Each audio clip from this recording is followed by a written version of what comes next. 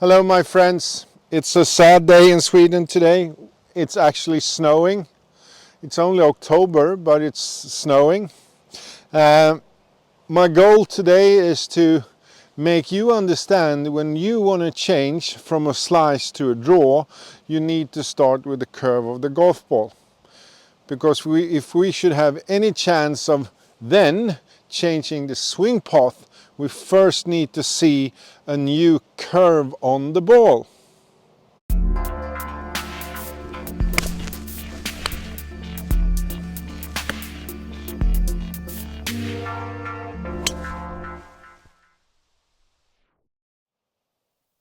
If we want to change from an outside to in path to an inside to out path, I think we first need to see a different curve on the golf ball.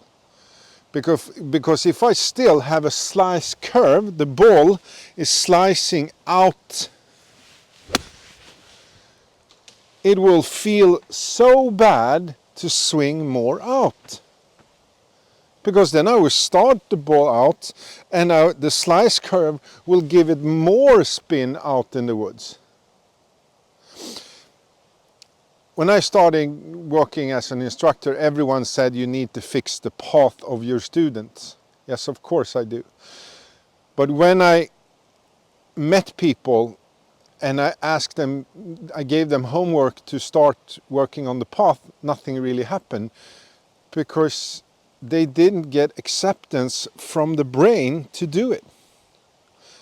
And then I turned it around because when I met someone with the problem with the hook,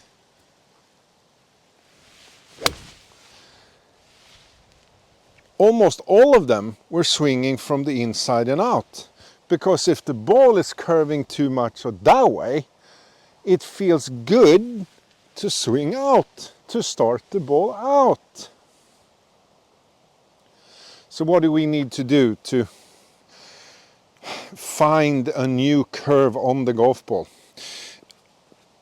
The club being closed is just a matter of time. Starting with a straight club, it opens on the way back and it closes on the way forward. If you give the club time enough, I talk a lot about timing and release. If you give it release enough, time enough, and don't hold on too long, the club will be slightly closed at impact. But maybe you need to overdo it from the beginning. If you watch some of my videos, you know that a hook shot will come because I'm turning over the toe, so the toe is going that way. It's not going like the pros on TV, more up than around, but if I turn it around and turn the club face over, I'm going to get a hook. And that's the other curve. So if you have problems with slice, try to first hit some hook shots. Never mind if it's a big hook, it doesn't matter. I'm standing here with an 8-iron. You need to change the way you think. And after a while, when you started hitting those, it's going to feel okay to start the ball more and more out and still get a curve on the golf ball. That was actually pretty straight. So it's all about what we mentally can do. And again, if your ball has a big slice curve on it, or even a small big fade, maybe you call it, and you start thinking about swinging out and you're not releasing in time, it's going to be a disaster and you probably will stop training, you will stop practicing. But if you can change the curve first and really be able to close the club face, release the club face, call it whatever you want, it's going to feel okay to swing from the inside and out. And after a while, hopefully, you can find some kind of security in the feeling that your ball will curve the right way. I'm pretty confident with my draw, and it's actually getting better every year because I do it so many times a day. But I also like to hit that hook sometimes. I love to slice it in the bunkers. It's not bad golf shots. There are no bad golf shots. It's just different golf shots.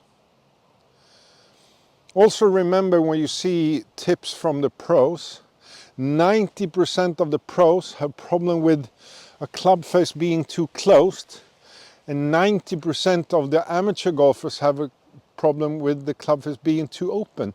Therefore, some of the tips the pros are giving you is actually to keep the club face more open. So be very careful what you watch on YouTube and maybe in magazines. But if you want to make this change, start with a club that you like. This was an 8-iron. And when the curve is good, or even big, in that direction, it's going to feel a lot better to swing out. But until then, changing your swing path will be a big mental problem. And most of the things I do with students are brain problems. Change the curve first and then go to the path.